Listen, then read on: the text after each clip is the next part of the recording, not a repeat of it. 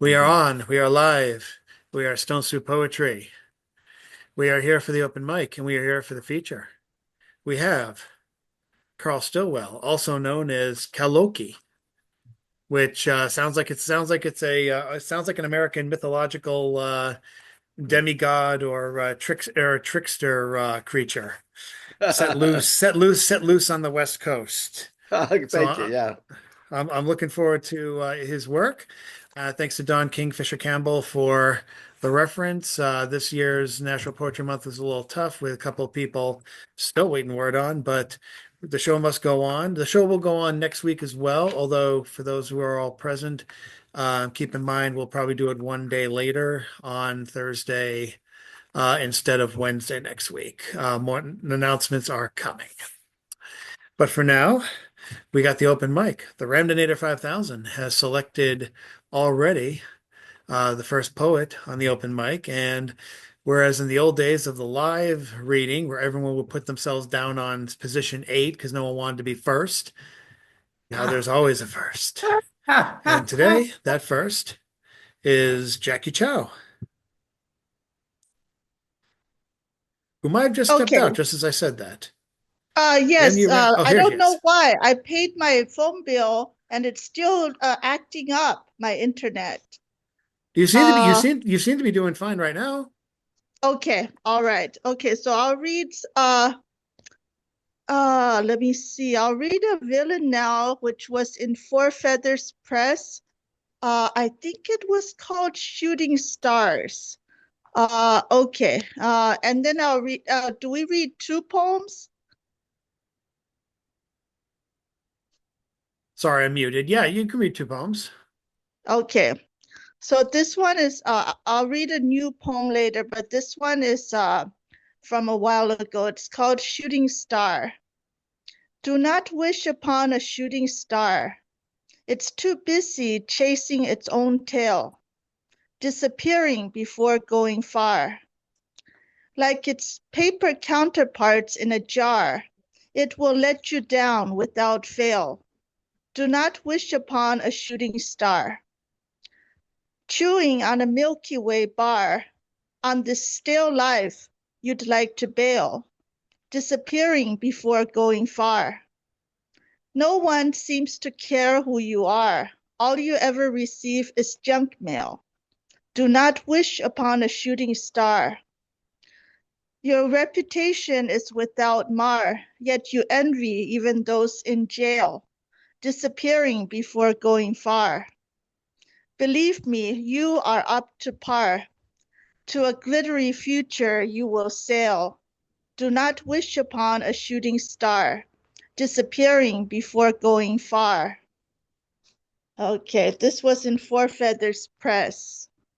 And now I'm going to read a new poem. Even it's not a timely poem, but it's a new poem, and it's about um, the John Lennon, the murder of John Lennon. Okay, it's a very new poem. It's called the unwritten last chapter of Catcher in the Rye. What would you have done if you knew that Holden Caulfield turned out all right in the end? The wanderlust teen now stretched out on a couch, laughing with his counselor. He's thriving at his new school, where he'll soon graduate with honors. He'll attend college like the wholesome Kevin Arnold in the Wonder Years. Would you still have killed in his name? Holden, who never shut up his school. Thank you.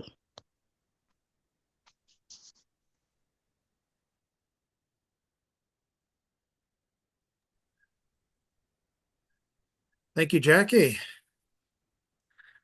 On the subject of Four Feathers Press, we have Don Kingfisher Campbell joining us. Thanks again for the for being a great referral service and talent scout for Stone Soup. We've had many over the years, and you are one of them. It's welcome to the ranks. We have next on the open mic, I'd like to bring up Mr. Bill Lewis.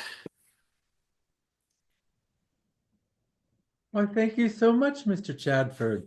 Fellow poets, most welcome honorary poetess who is doing the keynotes. Yay! Over the million or so years that we humans have existed, there have been hundreds of thousands of revolutions, replacing one king with another king, this chief with that potentate, or that high muckety muck. And then 250 years ago, there was a revolution where they didn't just change kings.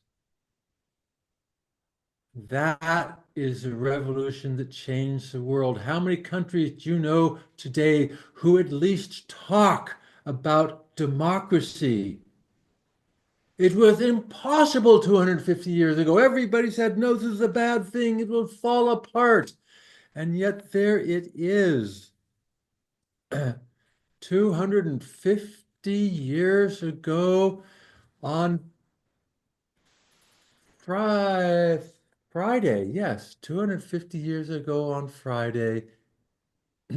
Listen, my children, and you shall hear of the midnight ride of Paul Revere. On the 18th of April in 75, hardly a man is now alive who remembers that famous day and year. He said to a friend, if the British march by land or sea from the town tonight, hang a lantern aloft in the belfry arch of the North Church tower as a signal light. One if by land, two if by sea, and I on the opposite shore will be, ready to ride and spread the alarm through every Middlesex village and farm, for the country folk to be up and to arm. Then he said good night, and with muffled oar, silently rowed to the Charlestown shore. Just as the moon rose over the bay, where the swinging wide at her moors lay, the Somerset, British man of war, a phantom ship with each mast and spar, across the moon like a prison bar, and a huge black hulk that was magnified by its own reflection in the tide. Meanwhile, his friend through alley and street wanders and watches with eager ears, until in the silence around he hears a muster of men in the barrack door, the sound of arm, the tramp of feet, and the measured tread of the grenadiers marching down to their boats to the shore. Then he climbed up to the tower of the church, up the wooden stairs with steady tread, to the belfry chamber overhead, and startled the pigeons from their perch on the sombre rafters that round him made masses and moving shapes of shade. By the trembling ladder, steep and tall, to the highest window in the wall, where he paused to look and turn and look down, a moment on the roofs of the town, and the moonlight flowing all around. Beneath in the churchyard lay the dead, in their night encampment on the hill, wrapped in silence so deep and still that he could hear like a sentinel's tread the watchful night watch that went. Creeping down from tent to tent, all seems a whisper, all is well. A moment only he feels a spell of the place and hours and secret dread of the lonely belfry and the dead, for suddenly his thoughts are bent on a shadowy something far away, where the river meets the widening bay, a line of black that bends and floats on the rising tide like a bridge of boats. Meanwhile, impatient to mountain ride, booted and spurred on with a heavy stride, on the opposite shore had walked Paul Revere. Now he patted his horse's side, now gazed at the landscape near, then impetuous stomped the earth, and turned and tightened his saddle girth. But mostly he watched with eager search the belfry tower of the old North Church, as it rose above the graves on the hill, lonely and spectral and sombre and still. And lo, as he looks on the belfry's height, a glimmer, and then a gleam of light. He springs to the saddle, the bridle he turns, but lingers and gazes, till full on his sight a second lamp in the belfry burns. It was 2 o'clock by the village clock. It was 2 by the village clock when he came to the bridge in Concord town. He heard the bleating of the flock and the twitter of birds among the trees, and felt the morning breeze blowing over the meadows brown. One was safe asleep in his bed, who at the bridge would be first to fall, who that day would be lying dead, perished by a British musket ball. You know the rest in the books you have read, how the British regulars fired and fled, how the farmers gave them ball for ball from behind each fence and farmyard wall, chasing the redcoats down the lane, then crossing the fields to emerge again under the trees at the turn of the road, only pausing to fire and load. So through the night rode Paul Revere, and so through the night went his cry of alarm to every Middlesex village and farm. A cry of defiance and not of fear, a voice in the darkness, a knock at the door, and a word that shall echo forevermore. For born on the night wind of the past, through all our history to the last, in the hour of darkness and peril and need, the people will waken and listen to hear the hurrying hoofbeats of that steed and the midnight message of Paul Revere.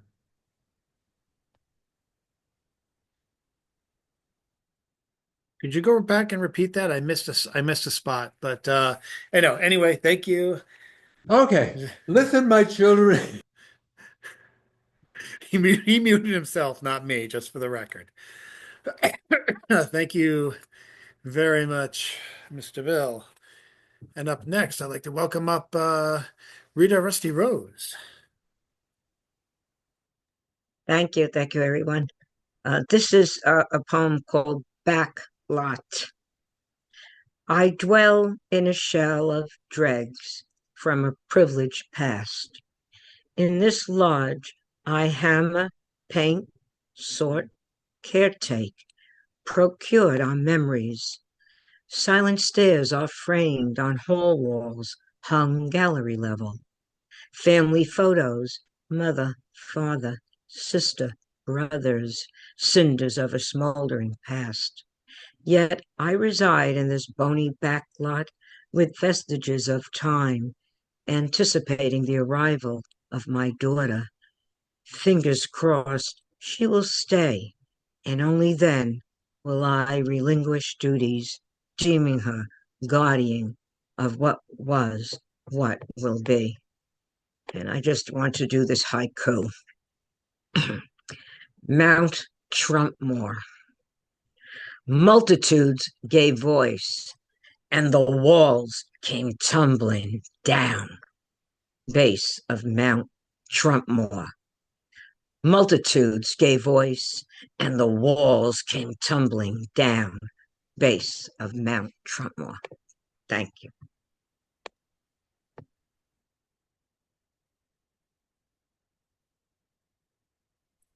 Thank you, Rusty. And up next, I want to introduce Mr.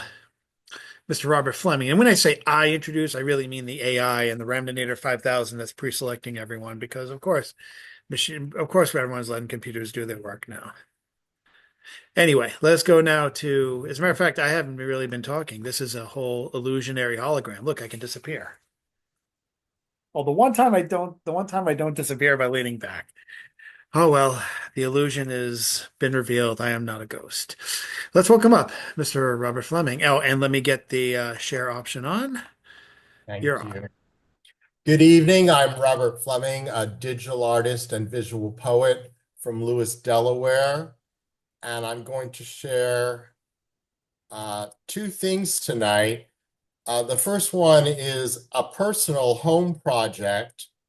I'm currently building a new patio at the back of my house, and I'm going to show you the design of it. This is the plat of my lot.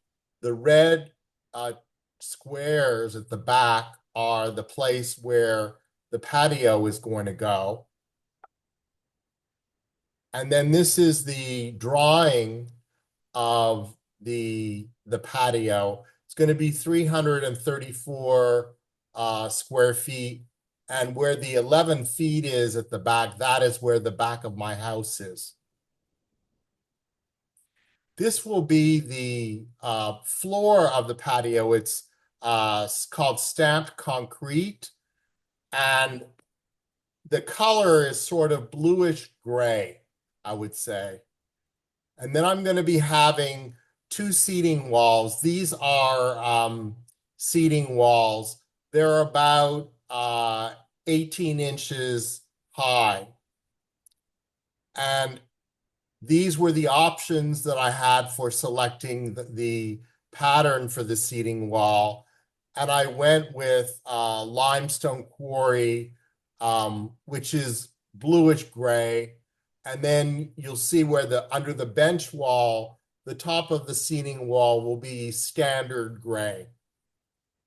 And I will be starting on that probably in the middle of May, probably take about a week for the contractor to do. The second project around my house was some recent photographs I took where I was able to capture a lot of redness in the sun as the sun was coming down. This is the original photograph I started with in my community. And I started with making it black and white. And here I made it more of an impressionistic painting where I added a filter called schmear. And here I made the colors red, blue, and green using a filter called Trippy. And then this was the last one where I applied to the last photo, also the schmear, to make it look more like an impressionistic painting. So thank you for letting me share those two home projects. Just two newses for me. There is a national organization called the National Association of Press Women, which has local chapters in most states. In my state, it's the Delaware Press Association, and they have an annual communications contest. This month, I won two awards. One was in poetry, and the other one was in photography. And I also wanted to share another acceptance was for an audio podcast called ZZY X Writers. And the theme of that is a day in the life of the poet. So hopefully that will be, the podcast will be done hopefully in April or May. So thank you for letting me share. Have greetings from Delaware. And greetings back from insert your town here. Thank you so much, Robert. And it gives me great pleasure to welcome back to the open mic Nike Truth, past Stone Soup feature. She's back again, not content to rest on her laurels. Good evening, y'all. I have a recently finished poem. It's a couplet thing. I recently entered it for the Ypsilanti Library. They're doing a lot of stuff for Poetry Month. This is called To the Woman Who Pushed a Stroller with a Fake Baby in the Rain. Get that child out of the cold. You don't want Precious to grow mold. Sometimes I think about you, and it's your hand I wish I could hold. I owe you an apology for one, for naive thoughts I won't repeat. I understand the damage is done. I've also said that the plastic flowers smell sweet. Thank you. Very nice, and good luck. Thank y'all. Good to have you back. And up next, someone who said they were going to read, or someone told me she was going to read. Let's welcome up Jody Prestigia Como. Did I get it in one or one and a half? Yeah, you did good. This poem is called Ripe. Yeah, good chat. This poem is called Ripe. If hot flashes, sleepless nights, mood swings, and tinsel gray hair aren't enough, droop, there it is. Gravity crashes down for the final touch. Fortunately, I could read between the wrinkles. I have come to love myself in the body which ripens more imperfect with every passing day. Capable of balance on the pedestal of life, my perspective is now illuminated. I could see the gift of wisdom, wisdom in experience, reality in freedom, liberating. Pleasing no other than myself, I am forgiving to the woman I once was, and gracious to the woman I have become.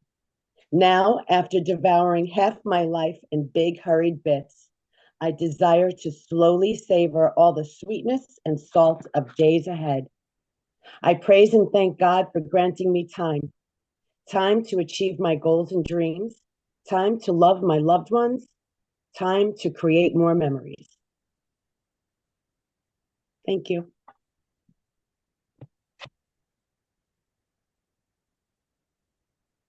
Thank you, Jody. And up next, I'd like to bring up Mr. Richard Spizak. Thank you, my friends. Thank you, Chad.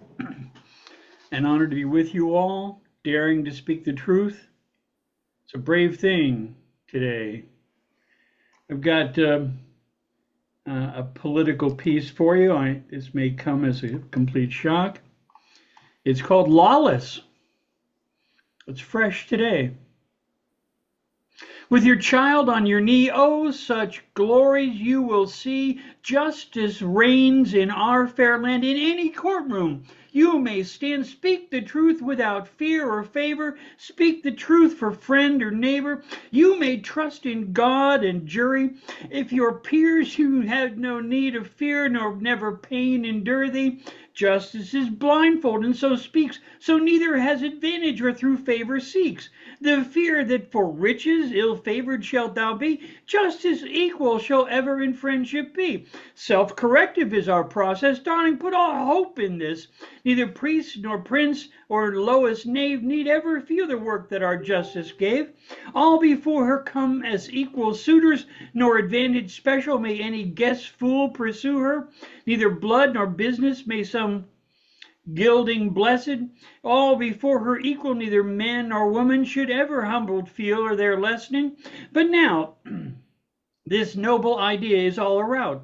All semblance of justice has been shunned, turned out.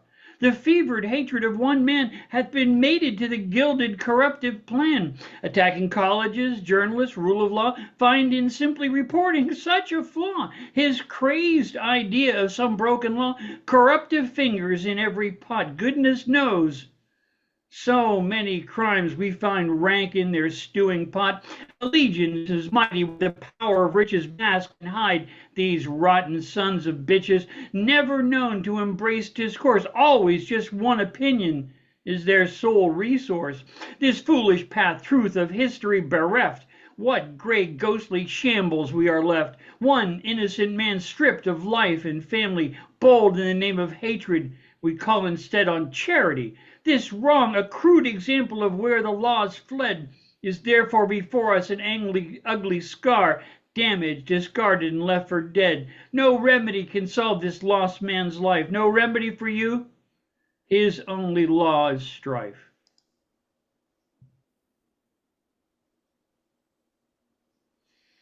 And if I may be so bold as to read a second, with this one, a little more hope. It's called The Gospel of Incompetence.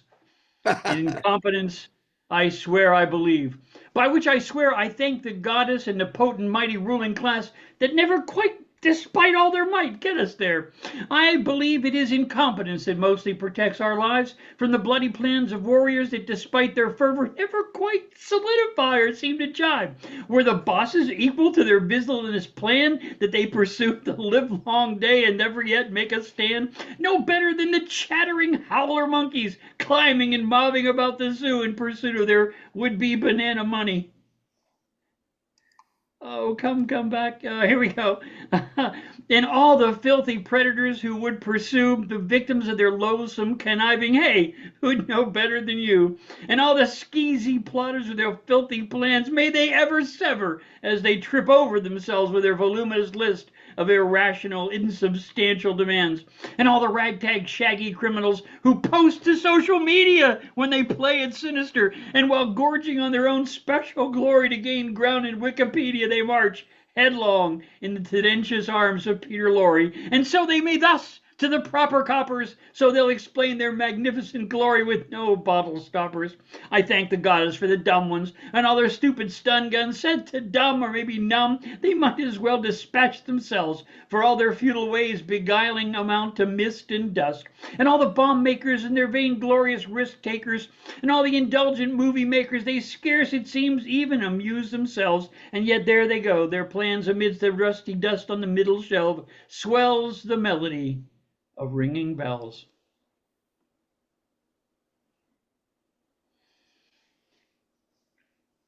Thank you, my friends. Thank you, Richard. And check out his artwork on his Facebook page, or most notably this week on as an illustration for the latest ethics treatise by Stephen Sills on oddballmagazine.com. We're always looking for contributors. And now, before I go on to the people who I know are going to read, we have someone in the chat, MDTHE. I'm not sure what the name. I'm not sure who you are. I didn't know if you wanted to read.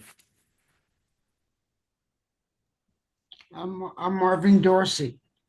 Oh, Marvin Lewis. I'm very here. good. Well, I'm you're here more than I'm here with Don and Carl.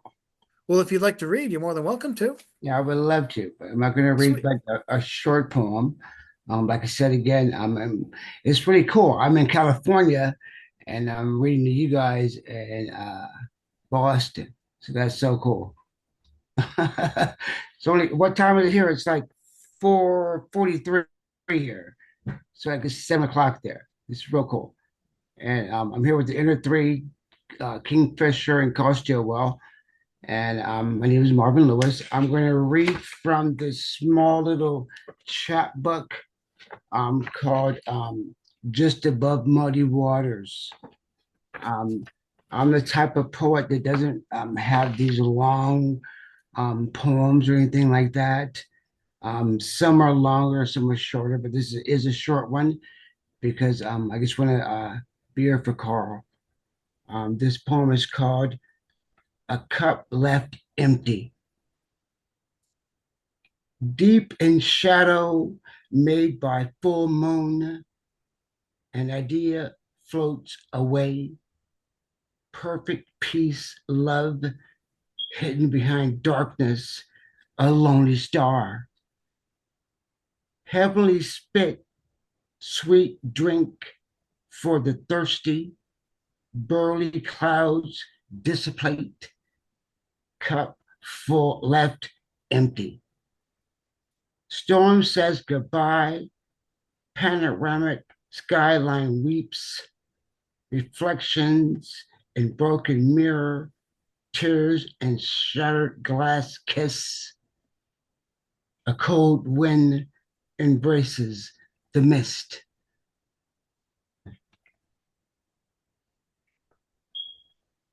Thank you.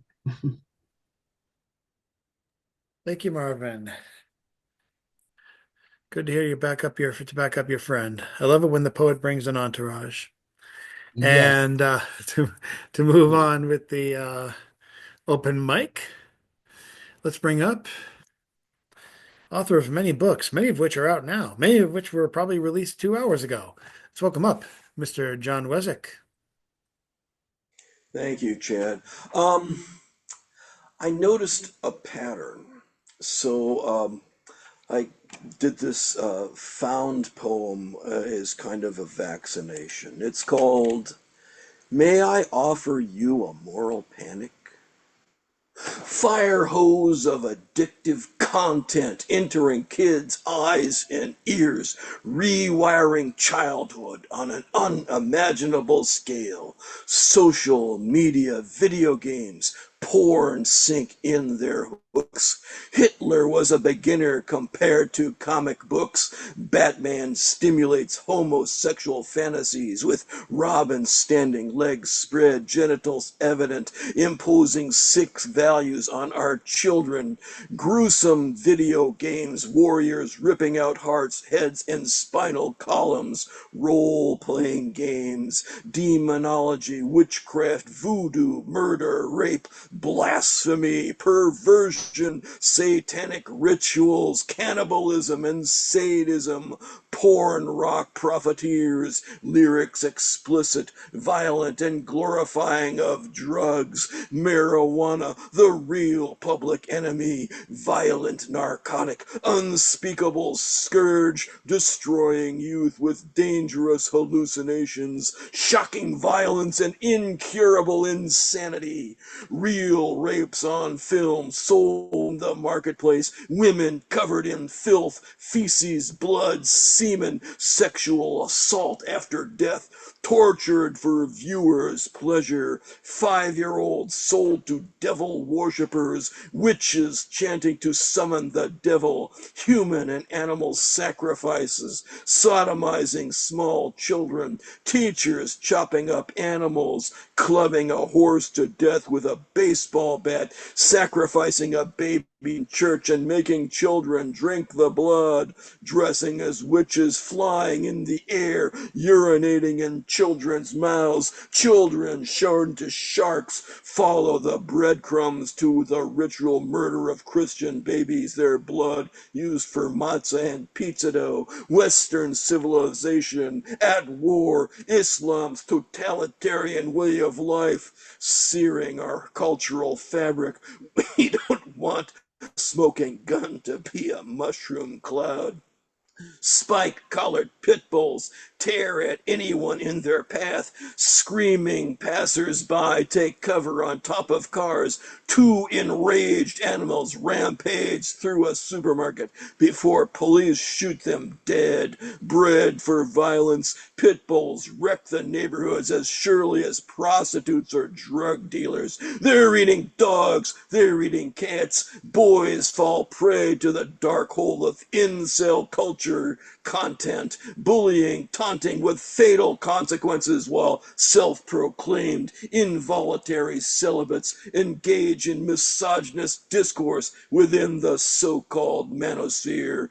Pornographers' rights take precedence over parents, giving malevolent free rein to prey on our children. Walls keep God away from schools, but can't lock up pushers, thieves, and murderers. Criminals' civil rights must end when an attack on our safety begins. The real walls of separation we need are prison walls. Dislodge traitors with every place they do their traitorous work. If we don't get back to God, he will judge America like Sodom and Gomorrah. The storm is coming. McCarthyism is Americanism with its sleeves rolled. There you go. Quotes from some of my least favorite people.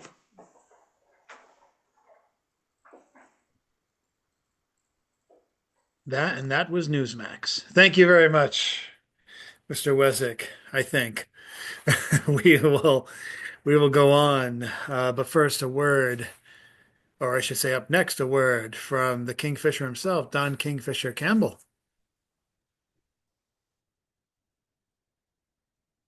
Thank you very much. I feel sorry for the guy that has to follow John Wessex.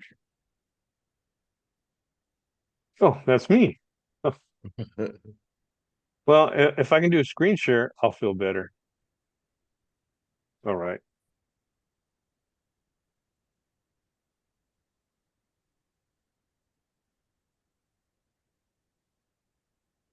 What is this? Raging penile object. No, it's an arrow, man. See? The latest online edition for Feathers Press. Point up. All topics were submitted by readers, and it just so happens that the deadline hasn't passed yet for this issue. The deadline is Friday night, 11:59 p.m. That's right, Pacific time. You can submit your poetry And I usually start the website at the very bottom with my own poetry. That way it's way down on the bottom, right? So I'm the last reader when we do the reading the very next day, Saturday, April 19th. Is that right? Yeah, 19th at 3 o'clock Pacific time, because Marvin and Keloki and I are Pacific guys. Okay, so I think I'll slide down to me and ask Keloki. I'll do it right now before I slide down. Hey, Keloki, Yo, I need your help, man. oh, you got it. You know what I'm going to ask for? A number between 1 and 9. What did I? 4. 4 it is. Down to the bottom floor. Speed Reader's Delight. Okay. You know, I should have counted. Okay. Oh, yeah, that's 1. That's 2. That's 3. This is 4. It's called 49 Up, a poem in desperate need of revision because I'm a lot older than that now. But when I was 49, I wrote this. Each stanza, you'll see a pattern that is repeated. Oh, for those who have magnifying glasses, let's increase the size. 49 Up, 7, 1966. Skinny Sears clothes wearing boy watches Beatle cartoons on television, acquires black framed glasses, 4 eyes walks 2 blocks to school. 14, 1973, husky size, 34 green plaid bell bottoms, listens to Alice Cooper, Kiss cassettes, wears wireframe glasses. Poindexter takes the bus to first concert, ELO. 21, 1980, tied around crotch, size 31, polyester pants, goes to Yes, Genesis concerts. Chicana wife has contact lenses. Lothario cries as she drives his dasher to her boyfriend's beach apartment. 28, 1987, size 32 blue jeans and concert tees, tapes, compact disc to sell. Serial cheats a myopic Chihuahua-born second wife. The poet gives back inherited Corolla to his mom. 35, 1994, size 34, black jeans and black tees, makes mixtapes for his beautiful Chilanga third wife, who prefers things a bit blurry. Poppy gets speeding tickets in his red pickup. 42, 2001, size 36, black jeans and black tees, now burns CDs, auctions originals on eBay. Kingfisher buys silver sedan to ferry ailing suegra. Guilty wife develops panic attacks. And 49, 2008, size 38, blue jeans and black tees, downloads classic rock. Esposa wants to become citizen. The ambassador's Saturn paint starts to peel. Okay, that had to do something with Up. 49 Up. Yeah, you remember that documentary? I remember that red pickup. Yeah, Yeah, and it was 7 a up ticket and 14 magnet up having and a red 21 heart. up and 28 up and Yeah, right. 7, 14, 21, 28, and on and on. Yeah. Yeah. I hope they kept it up. Yeah, I could do, I'm not a math major, but 56 up and 63 up. I gotta revise this poem. But thank you for your time. Thank you so much, Don, and for your support of Stone Soup. And now, before tonight's feature, Carl Stilwell asked me if Mark Stilwell could read a poem, and we'll have that be the closer to segue into to segue into Carl's feature.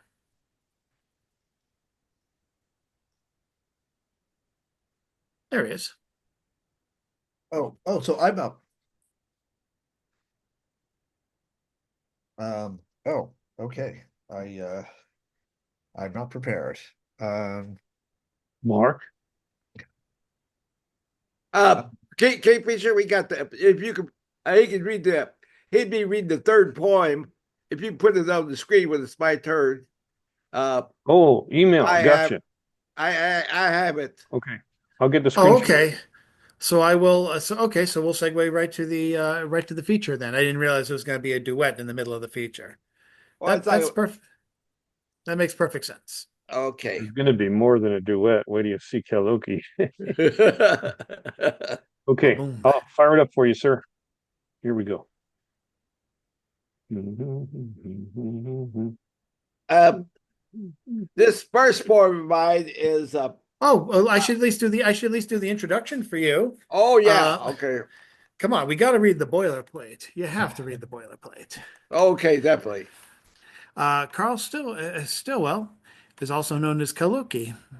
He is a retired teacher who taught for over 30 years in the Los Angeles Unified School District and participated in the UTLA's teacher strikes in 1970 and 1989. He was born during the Depression in Oklahoma and came to California in 1959 and has lived there ever since. Because we all know the Depression in Oklahoma never really ended. I'm sorry. Anyway, I'm from Woonsocket, Massachusetts. I'm allowed to punch up. Anyway, I'm sorry, Woonsocket, Rhode Island. I'm allowed to punch up. The um, and has lived there ever since. His pen name was inspired by the Joad struggle for survival in The Grapes of Wrath and the songs and life of Woody Guthrie. His poems have been published in Altadena Poetry Review, Blue Collar Review, Four Feathers Press, Lummox, Pearl Prism, Revolutionary Poets Brigade, Los Angeles, Rise Up, Sequoia Cherokee River Journal, The Sparring Artists, ZZY ZX Writer Z, say that 3 times fast, and the New Verse News. Ladies and gentlemen, this is your introduction to his work. This is my introduction to his work. Put your hands together 30 or 40 times for Koloki. Oh, okay. I was this my first poem is well, I from my first 19 years of my life was spent in Oklahoma, and this poem. Uh, let's see. Can you if you can you get a little bigger kingfisher, or I can just use my uh okay. Yeah, I can okay, my first uh this is a poem that I was a freshman at Oklahoma Baptist University at this time, and the opening. This is 6 years before I was to come to California, and I've been to California ever since. Father Sky, Mother Earth, December 1953, freshman year at Oklahoma Baptist University, located in Shawnee, city named after First Peoples Nation led by Tecumseh, who died 140 years ago in battle defending sacred ancestral homeland from invasion by white Anglo-Saxon Protestant settler colonialists. Under darkening purple skies in Pontiac sedan, our evangelistic university team drives to Indian tuberculosis sanatorium. Blue northern icy Arctic wind blasts cheeks pink as we step out of car parked on asphalt lot. Blue-eyed student preacher, along with 4 other ministerial students, stands before plate glass window, separating healthy settler colonial descendants from coughing and wheezing indigenous inmates lying in or sitting upon hospital beds. In warm, earnest tone, he assures dark brown eyes in ghost dance trance that though their sins be as scarlet, they shall be white as snow through the precious blood of our Lord Jesus Christ. We stand upon cold concrete floor above moist crimson soil of the state when the trail of tears came to an end and sing, just as I am, without one plea, but that thy blood was shed for me. Oklahoma is from Choctaw words Okla and Huma, the land of the red people. And okay, in this next poem, I will ask decolonize this poem, and Kingfisher is going to help me read this in here. So, this decolonize this poem. Decolonization or extinction. Elena Gomez, The Red Nation.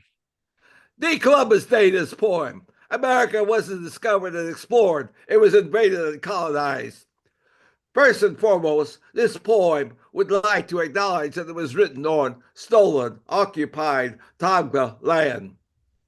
This poem opposed the occupation of Judea by Rome during the first century and opposes the occupation of Gaza and the West Bank by Israel today. Thanksgiving Day, this poem. This poem gives thanks for family gatherings on this holiday, but does not forget that this country was founded on the ideology of white supremacy, widespread practice of African slavery, a policy of genocide and land theft, and that under the pipelines, skyscrapers, mines, and oil rigs lie the interred bones, sacred objects, and villages of the ancestors of the first peoples of the Americas. Decolonize Mother Earth. Liberate her skies from being capital's open sewer for greenhouse gas emissions, oceans from being this plastic junkyard, forests from wildfires which can be seen from space, tropical rainforest land from being cleared to make way for palm oil plantations, and sacred soil from nitrogen fertilizer runoffs and petrochemical pesticides sprayed on factory farm crops to maximize agribusiness's Mother Earth fucking bottom line. This poem, like the poet who wrote it, and those who hear and or read it, are a part of nature, not separate from it, and thus one strand in the web of life currently threatened by the sixth mass extinction. Decommodify this poem. It has value even if it doesn't add 1 cent to unlimited wealth amassment of richest 1%. Deprivatize this poem and recommunalize it, as Roque Dalton has said. Creo que el mundo es bello, que la poesía es como el pan de todos. I believe the world is beautiful, and poetry, like bread, is for everyone. Oh.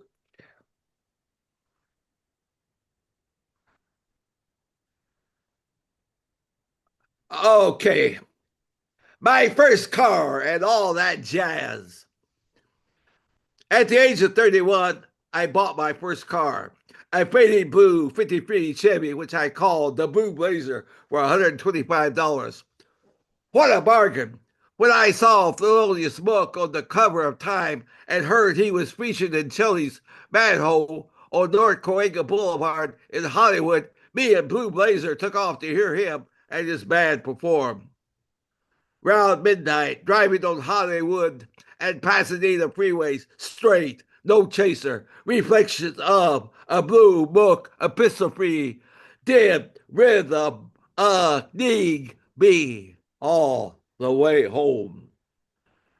Blue Blazer also took me to Shelley's Manhole to hear and watch the modern jazz quartet, Charles Lloyd, Carmen McRae, Miles Davis, and Bill Evans, who was one of the pianists on the greatest jazz albums ever recorded, Miles' Magic Classic Kind, the Blue. 1 year after the riots or uprising, depending on your point of view, I attend the Watts Jazz Festival. In the afternoon, under the junk sculpted tower of Simon Rodea, the drumming is like a flower power fiesta of love in, and deep in my heart, I do believe that one day we, black and white, together shall overcome. But as Hugh Masekela trumpet fanfares West Coast sundown, majority and minority Euro-Americans leave festival, and I am left with a few other white skins engulfed in a Joseph Conrad's heart of darkest night. War beat takes over, drums, flashbacks to year ago, unrest follow. Bird, baby, bird.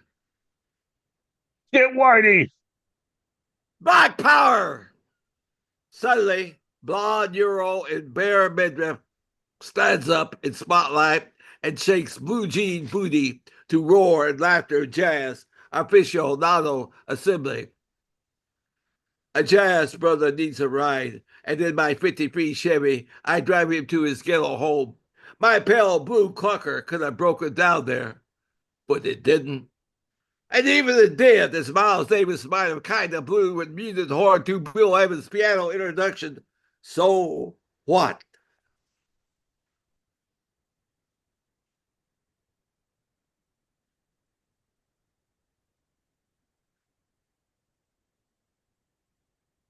And now my son, my oldest son, Luke Stilwell, died of colon cancer at the age of 47 in Hiroshima. And my second son, Mark, was going to read a poem that he wrote from called "Field Trip to Hell." Okay. As a child of Hiroshima Prefecture, my wife was shipped out to the Peace Park every year along with her class, where they went through the museum there. In principle, it's a very good thing to do.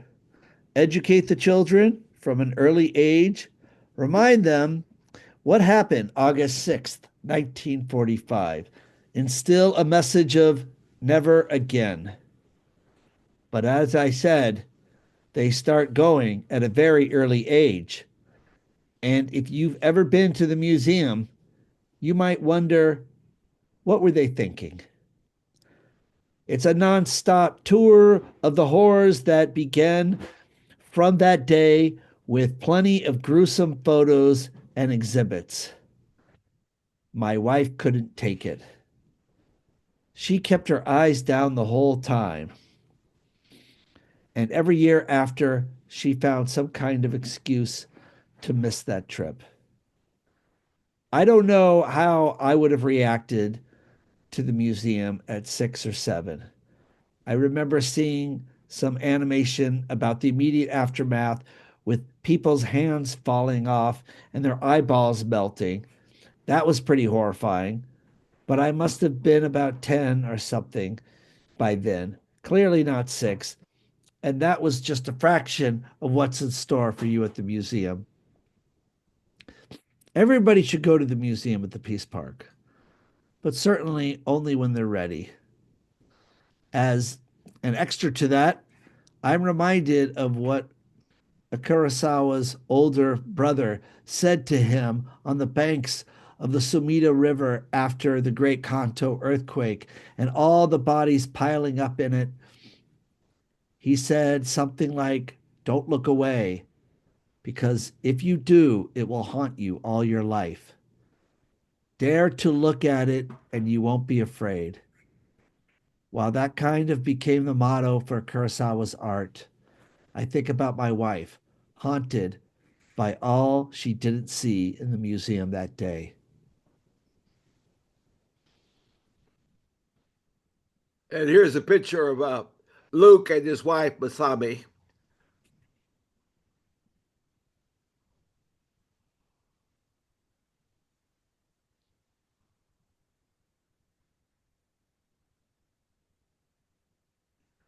This next poem is from our play that I've written, and these called Loki's Magical Bible Land Tour.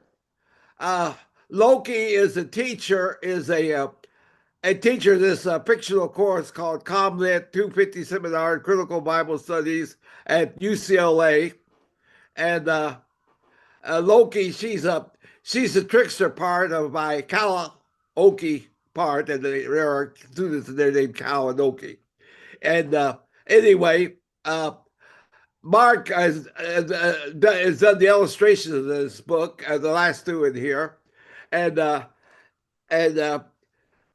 Kingfisher is. I'm going to read the lines in red, Kingfisher in blue, and Marvin Lewis Dorsey, the three of us, he's going to read the lines in black.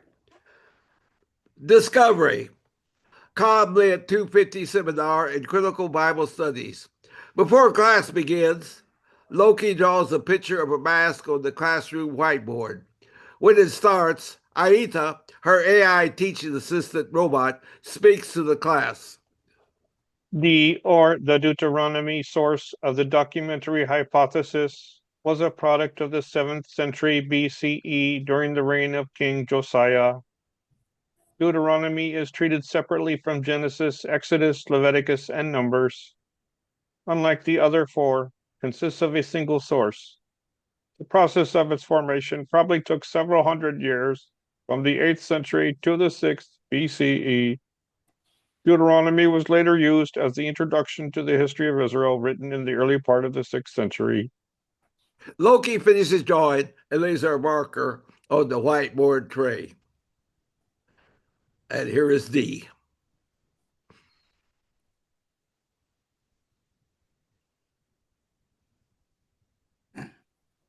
We are extremely pleased and honored to have with us D, a scholar from the Deuteronomy document.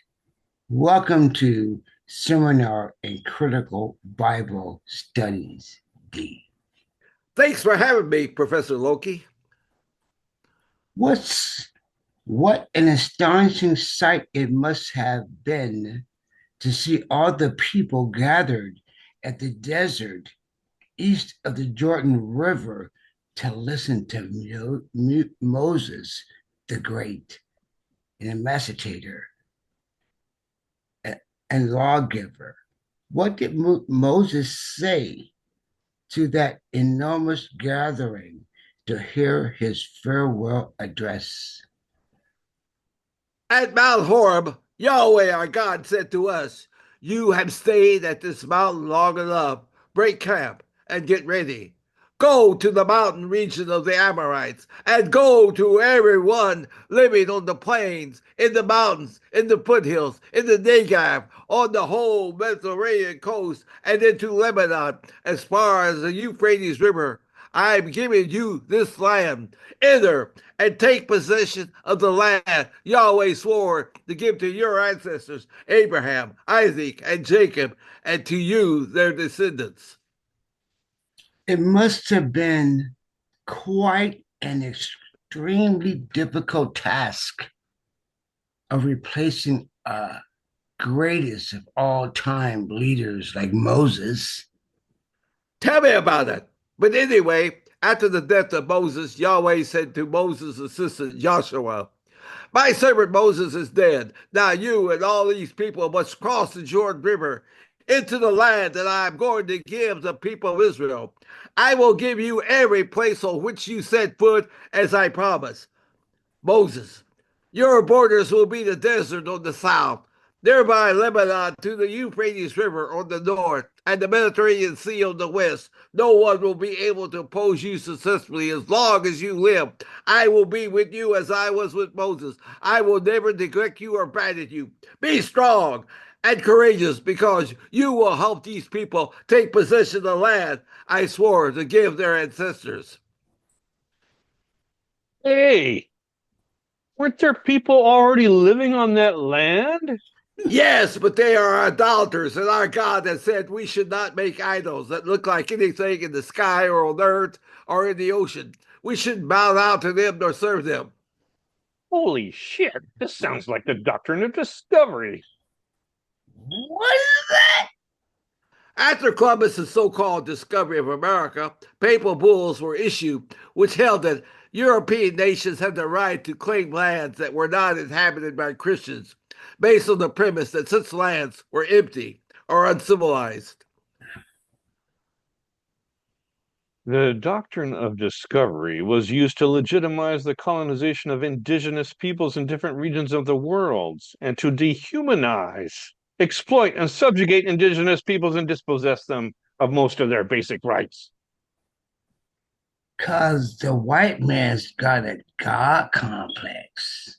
Massacring over 700 Pequod men, women, and children on banks of Mystic River in Connecticut by Puritan settler colonists less than 20 years after pilgrims landed on Plymouth Rock.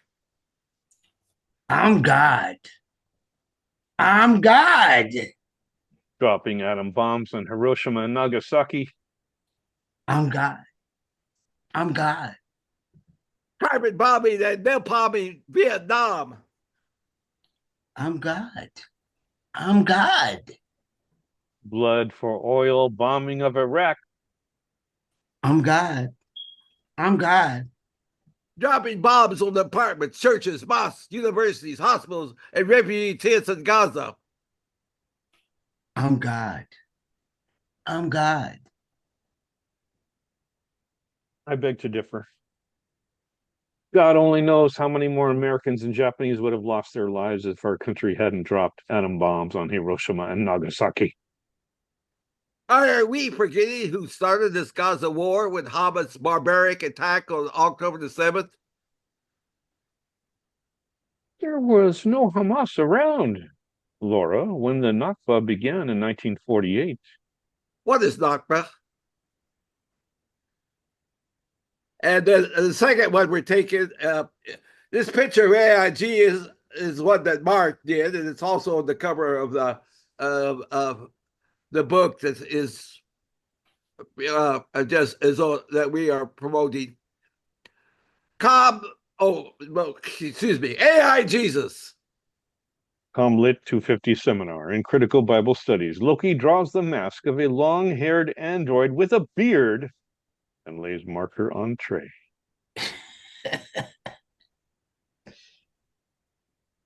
That's hilarious. Oh.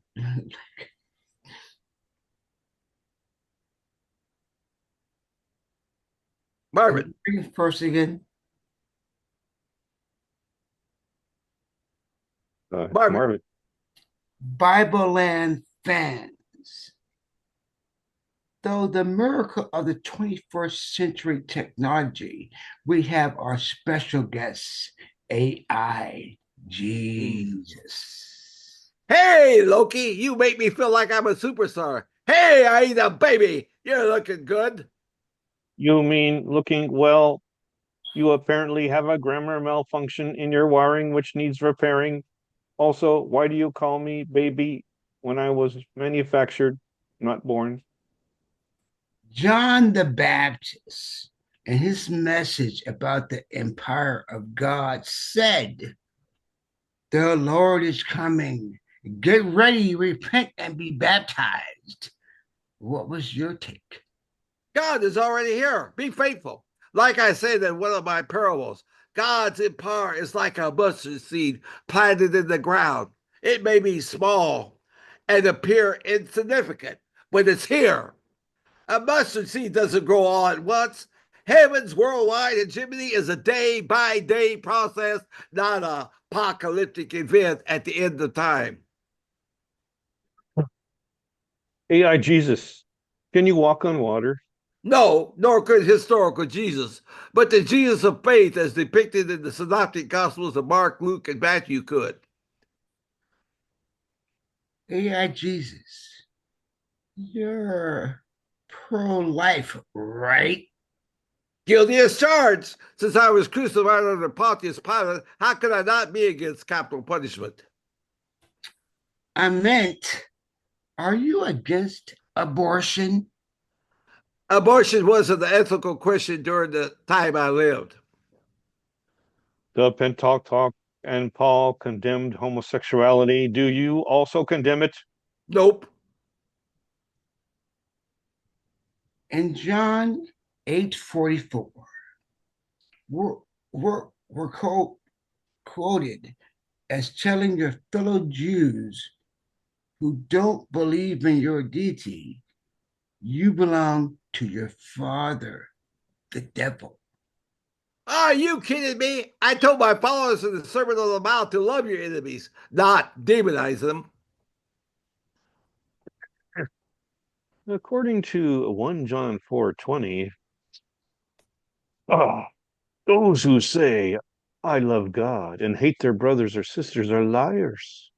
For those who do not love a brother or sister whom they have seen cannot love God whom they have not seen. Mic drop.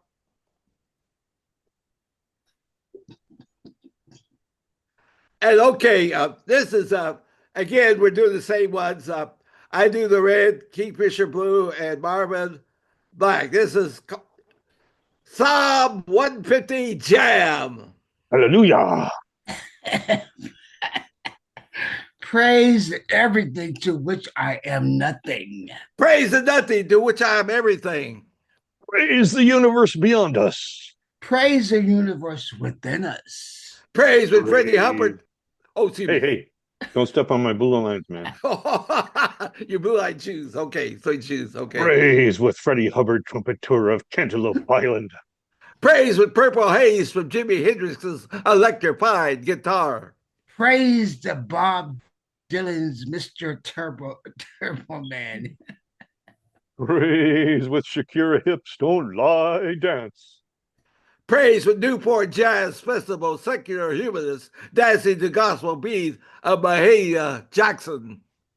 Praise with the Don Cornelius Soul Train Gasliners introducing on syndicated television show The Last Dance Moves.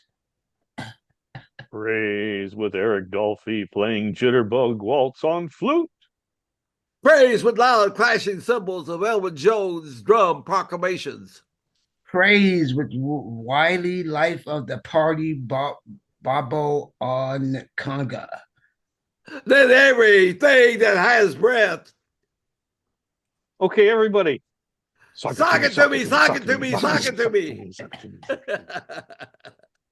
Okay, thank you, everybody. I enjoyed being with you here. That's funny. Loki has spoken. Wow, ladies and gentlemen, put your hands together again. That was so well deserved, and that was a unique experience. And I'm starting to realize that in another 5 or 6 years, I'm going to have to write a play. It seems to be the thing everyone's doing. I'm just too young. Maybe after I turn 52, I'll be moving to that. But this might be the way to curb my midlife crisis. Don't wait till 90 like I did. Well, that was fantastic. I felt like I was cramming for a test, the final test. No, wow. Lord, I don't understand that Trinity, but so is this play going to be published as a book, or has it already? It already is. It is published. Kalki doesn't hawk it enough. For just $10 plus $5 shipping, you can get Loki's book full of these. It's really awesome. It's called, what's the name of your book, Loki? Loki's Magical Bible Land Tour. Right. Yes, well worth the money. And Mark, of course, Mark did the illustrations of this in here, and lavishly illustrated by Mark Stilwell. Yeah, and I like that. Yeah, bravo. I am very impressed with your AI Jesus, Mark, and Marcus lives in Brooklyn, so he's practically your neighbor. East Coast. We have a lot of Brooklyn. We have a lot of Brooklyn creators. We actually have 2 creators on Oddball Magazine today, including Ira Joel Haber, who's an artist in that area. Oh, nice. You may or may not know, and Hilary Sedaris, who's a poet. Okay, that's just today alone. Nice. Send us some work to oddballmagazine.com. Okay. I'm a fan just on the AI Jesus picture alone. But that was incredibly fantastic, and I'm sure Don's going to send me some information about how to procure your book. If he can he put on your sold. Well, the easy way to do this is either email Keloki or me, because we both have copies of the book. Sounds good. I'll put that. Yeah. I'll put that out there. But do it Kingfisher, because he has a PayPal that I can mail them. Oh yeah, I got Zelle, I got Venmo, I got everything. And all right. and I'm just a poor retired teacher pensioner. So, oh, he's a retired teacher too, Kingfisher. So, Don, I asked you a question in chat. Take a look. Oh, sorry, Rick. It was a pleasure to publish you, Rick. An honor, sir. An honor. Okay. Rick says, now here's the thing. It's an online magazine. Point up, okay? Yeah. So it's free. There's no charge. Just print it out yourself. But there is a monthly print publication put out by Four Feathers Press. All you have to do to find out what the deadlines are is go to fourfeatherspress.blogspot.com, and your questions will be answered. Thank you. Very good. What's your next big project, Carl? Or Kaloki, as I should say, now that I've gotten to know you more. Yeah, I'm interested too. What's your next project, Kaloki? well, who knows? Whatever, Kingfisher has this word they put out, make a poem. For instance, that one I forgot what the word was for my decolonized poem, but it was. Do you remember, Kingfisher, what the word was on that? Well, anyway, it's something like up or something like that. Or Point sky. up. Point up. Yeah. Point up. Point up, yeah. Point up. It's on the website. I got to give that too. And what you do, man. this is amazing about it, is that I go through all my poems until I find that word and say, oh, yeah. And a lot of times these poems I'd forgotten I'd written it, and I'm sure that you all can do it too. Yeah, we can. Yeah, I do the same thing. I search for up and search for point. Presto. So if you have poems with point or up, did I make this commercial? Or I feel like I already made this commercial. That's okay. Right? Deadline's Friday, 11:59 p.m. Yeah. For all the work you did, you deserve a little an extra advertisement. So okay. Promotional considerations paid for by the following. Yes. But so thank you very much, and I hope to announce the final 2 weeks of National Poetry Month, as well as the Stone Soup feature for our. God, it is now our 54th anniversary of existence. Oh. Longer than I've been alive. Founded by Jack Powers in 1971. Wow! Lord help us, and you guys are always invited every week to come and read. I'll start sending Carl the links, but you can just go join the Stone Soup Facebook group and get all the information there, or go to any of my 75 websites and keep abreast of all the situation. You're a part of the family now. We'd love to have you back. Thank you. And with that, more to come, but for now, we give a wave. I'll be announcing the late Stone Soup next time and day next week, and we'll see you again in the virtual world. Until then, take care of yourselves in the real one. Take care of someone else if you can.